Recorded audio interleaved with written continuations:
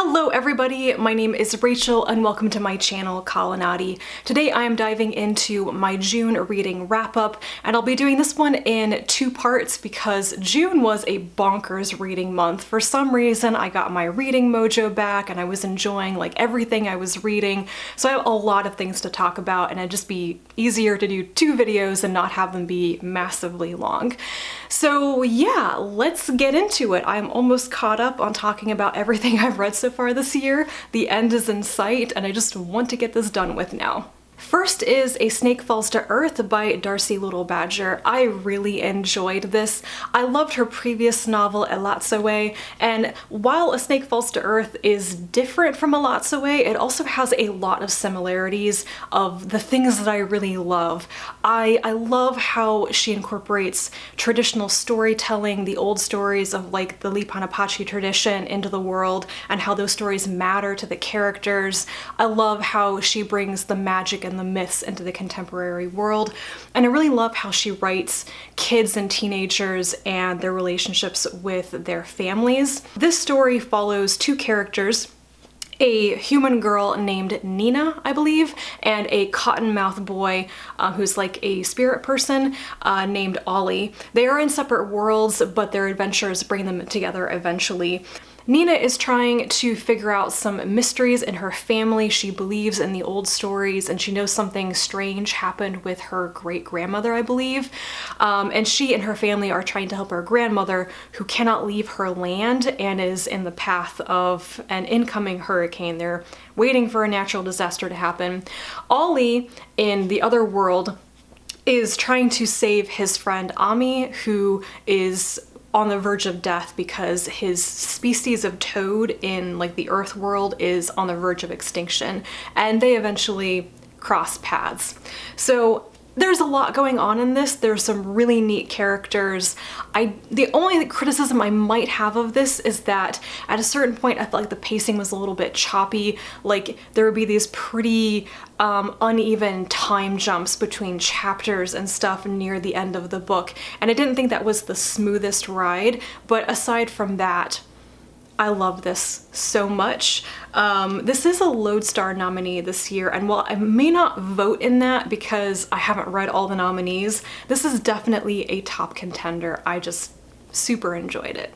Then two things that I don't have much to say about.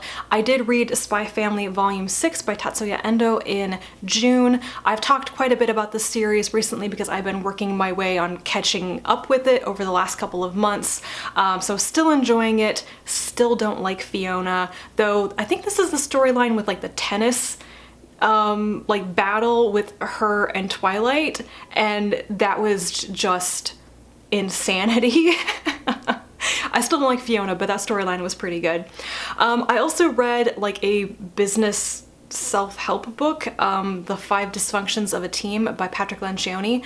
This is a really well-known like business book, and I had to read it for a work training session thing, and it was all right. I'm not the target audience for business books though. Next is The Cartographers by Peng, and maybe I have an unpopular opinion on this one. This has been a really big release, but I super enjoyed the beginning of this. I thought it was going to be a literary mystery novel with a bit of a fantasy element. I was super into the setup and the character introductions, and then I was kind of just waiting for this thing to happen, this reveal to happen, and then the whole rest of the book just seemed like it had a huge plot hole in it. And like, I don't know how much of this I can talk about. Like, what do people consider to be spoilers for this book? Basically, a young woman who is like a map expert. She comes from a family of cartographers. Her whole world is maps, and due to a very strange incident with her father, she's basically been banned from working with maps like professionally.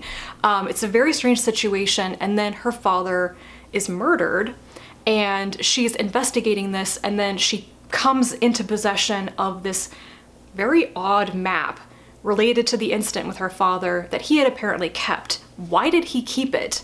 And there's something particular about this map, something on it, and then this whole thing about a like fantasy element with maps.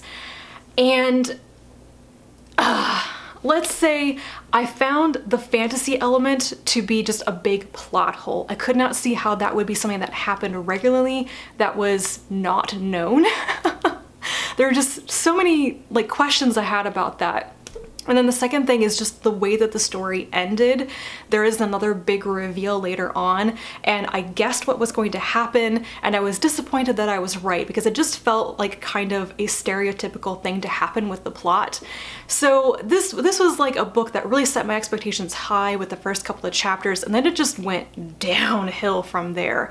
It's a perfectly fine book. Like, I think it was a fun read, but I just don't think that some of the plot was thought out very well. It did not feel as original as I expected it to. I don't know. Anyway, I did like it enough to try something else by Peng Shepherd, so I will eventually read something else by her. Everything else I have to talk about in this video I really enjoyed, so positivity. Next up is the Anthropocene reviewed by John Green. I have to admit I was a bit surprised that I loved this so much. Maybe it was just like the right author, the right topics, the right time. I don't know. I tried to read this book a couple of times in print, but it was so popular that I had to keep taking it back to the library. I finally just bought the audiobook, which is narrated by John Green, and that was a great way to enjoy this as well. I'm often not a fan of authors reading their own work, but given that this is basically an essay collection of John Green's thoughts on things, it worked out really, really well. I have never really loved John Green's novels. I think that he's a great person and he does good work, but I've never really followed him in any of his various projects or whatever, but I am like aware of him, obviously, who isn't. So that's why it was kind of surprising to me that I just super enjoyed this. I'm not entirely sure, but I think that this is like the print collection version of a limited like podcast series that John Green did during the pandemic. So it's basically these essays on various things from John Green's life and the modern world, the Anthropocene, the world, you know, influenced so much by humans. And it was just like, I ran the whole gamut of emotions while listening to this. It was hopeful and inspirational. It was funny. It was heartbreaking. It brought me close to tears a couple of times. And I just felt like everything in this was kind of John Green's like love letter to the world, the world that is so absolutely screwed up, but also so amazing.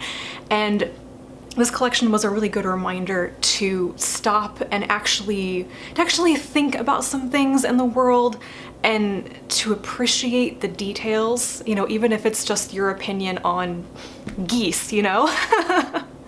So I really loved this, and it's one of only a handful of 5-star reads I've had so far this year, which is a little bit sad, but it is what it is. The Gurkha and the Lord of Tuesday by Saad Z. Hossain. This was another just random surprise. I had wanted to try reading this novella, and I think the follow-up is called Kundo Wakes Up, that came out this year. I thought the cover was interesting and thought, why not? I usually, you know, enjoy trying Tor.com novellas. Could never get it from the library, so I bought a copy when I happened to be at a bookstore, and I really enjoyed this. It's kind of like science fantasy. It's set in like a future dystopian world where climate change has made a lot of the world unlivable, and a djinn wakes up after like 1,000 years of sleep and comes into the modern, or you know, futuristic world. As he goes on this like really bumbling, arrogant adventure where he's like, he wants to have followers, he wants to have devotees, he wants to have power again, but the world is nothing like what he remembered. People's reactions to him are not what he expects. He takes up with a man who's basically a mass murderer and kind of an outcast, but there's a more complicated story behind that as well. And yeah, this was just a really interesting story. I was surprised at how much I liked that blend of dystopian and future science fiction and the fantastical. I enjoyed it, so I will definitely have to read Kundo Wakes Up. I may have to go buy a copy of that too, because for some reason my library just won't get these. Why? Chivalry by Neil Gaiman. This is an illustrated version of the short story Chivalry.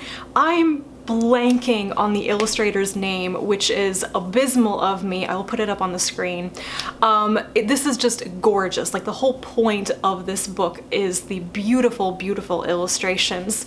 So Chivalry is a story that I've actually read 1 or 2 times in the past in short story collections by Neil Gaiman, and I guess this is just a special edition of that, kind of like Spindle's End, I think was the other one. I happen to really like this story. It is about an elderly woman who buys the Holy Grail in a junk shop. She brings it home, puts it on her mantelpiece, and then a knight, possibly from another time, keeps showing up at her house offering her things in exchange for the Holy Grail. And for me, the point of the story is what actually matters. Is it the Holy Grail that matters, this powerful sacred object, or is it that this woman has somebody to interact with and she has a visitor that she wants to take care of? What does she want in exchange for this thing? And yeah, so it's funny, it's beautiful, it's a little bit sad, and it's just a really good story. And this edition, it is truly beautiful. I read the ebook copy of it because that's just where I saw it first on Overdrive, but I would love to see a physical copy of this. I think that would make the artwork even more stunning. The Way Spring Arrives and Other Stories. This is an anthology of translated Chinese SFF. It is edited by Chen and Regina Kanyu Wang. I read this in May and June for the Shorts and Sorcery book club that Rhea from the Bookfinch runs. And I've actually already talked about this in a video. I did a live show with Rhea on their channel talking about a bunch of the stories and essays in this collection. So you can go watch that live show, the recording of it, if you want to know like full thoughts on this. But I really enjoyed this anthology. It's got a lot of variety in it. I think the essays that are sprinkled throughout it are really important, really add to the experience and like my appreciation and understanding of a lot of the stories. So like many anthologies and short story collections, I didn't love every single thing in this, but I was genuinely happy with the variety of stories. And the only thing that I could ask more of from this is that I wish there were more translators' notes, because I think those are so helpful. Though, like I said, there are a lot of essays on the topic of translation in this. I also wish there had been a bit more science fiction. There were like maybe 2 stories in this that I would call outright science fiction, and the longer one was not actually one of my real favorites. So, you know, I'm a science fiction person, so I always want more of that, but whatever.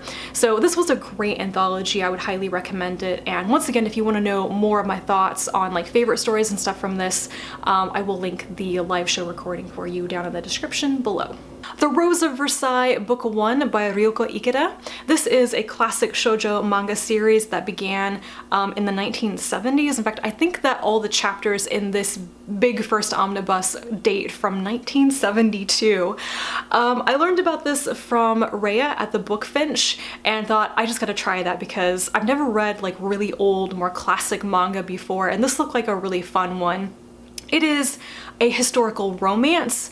It is the story of Marie Antoinette at the French court, her friends and everything in the lead up to the French Revolution. And I guess like in this beginning collection, in this book 1, it feels like Marie Antoinette is the main character, but I think that the main character of the actual series is Oscar, who is a woman, a friend, a guard of Marie Antoinette's, who has actually been raised as a man as her father's heir. So she is actually like a royal guard, like a soldier in the palace and everything. She lives her life like a man, she dresses like a man, though everybody knows that she's a woman. Anyway, Oscar seems to me to be the main character, and now that I've actually read book 2, I would definitely say that. But this first volume is very heavily focused on the early life of Marie Antoinette when she comes to France and marries the Dauphin and that whole setup. And it is so emotional and melodramatic, and there are multiple couples that like star-crossed lovers, people who can't be together, unrequited love. It's insane. And it's really fun. So yeah, my first impression of this book one is that I was surprised at how well the story like holds up. It didn't really feel that dated to me, and the artwork is really beautiful. I don't know that much about older manga, but I feel like the artistic style in this is not really dated. It must have been like really influential on other manga illustrators and stuff. So I like it quite a bit, and like I said, I've already read book 2 and I plan on reading at least the first 4 omnibuses. Next is a graphic novel called Shadow Life by Hiromi Goto. This is illustrated by Anna Shu, and this was another kind of like random read. I found this at the library and thought, you know, I've always meant to read something by Hiromi Goto. Why not now? And it was a really interesting story. It follows an older woman. Her daughters have put her in like a nursing home, but she escapes from the nursing home one night. She gets herself like a secret apartment and she's trying to evade death. There's this whole bit where she traps death in a vacuum cleaner, and her daughters are desperately trying to find out where she's living. Her friends that she meets are like concerned about her and everything, and she's just absolutely convinced that it is not her time to go yet. And it was great. The most striking thing about this story for me is that the main character is like unabashedly an old woman. That is a huge part of the story. She is elderly and probably shouldn't be living on her own. You don't really know if she's just experiencing truly supernatural events or if she, like her memory is going. She might be suffering from Alzheimer's or something. You don't really know. The aches and pains of life are really represented. She feels young inside, but her body just won't do things that she wants it to. The way people treat her because she is an old woman is also shown. And yeah, I really like that. That it was very interesting and not representation you see in a lot of stories like this. So I enjoyed it and would definitely recommend it.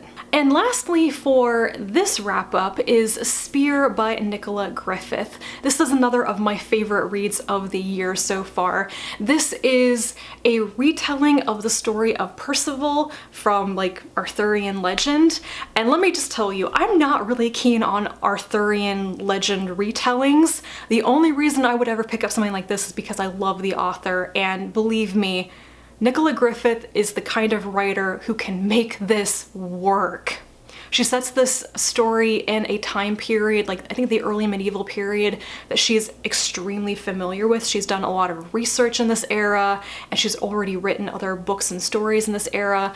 So the thing about this that just caught me right away is that the feel of this world, the landscape, it's so realistic. So the story is also good. It's about a woman with a mysterious mother who doesn't really know who she is or who her father is. She goes off to be a knight. She is masquerading as a man, trying to make a name for herself. She wants to join Arthur's knights at the Round Table and has to, you know, prove herself. And it was so good. I am still surprised that I liked the story so much. I like the way that it ended. It took some things, you know, quest for like the Grail and, you know, quest for power and magical elements and everything, and it had the characters be very realistic about the implications of that. And so it actually ended in a way that I didn't really expect, and I really liked that. So I don't know if I can say much more about this without spoiling it, but if you are also like not really interested in the whole Arthurian tale sort of thing, this is still a good one. I think it's still really enjoyable even if you don't know anything about, you know, Percival or the Arthurian mythos or anything like that. This is still just a good, solid story on its own, and I want more from Nicola Griffith now. I really want Meanwood to come out, which is the sequel to Hild, and it's probably going to be kind of similar to this in that it's the same like era of history and everything, but yeah, I really enjoyed this. So that is it for part 1 of my June wrap up. Let me know if you've also read any of them and enjoyed them. Please leave me a comment down below, and I'll be back with part 2 very soon. Bye.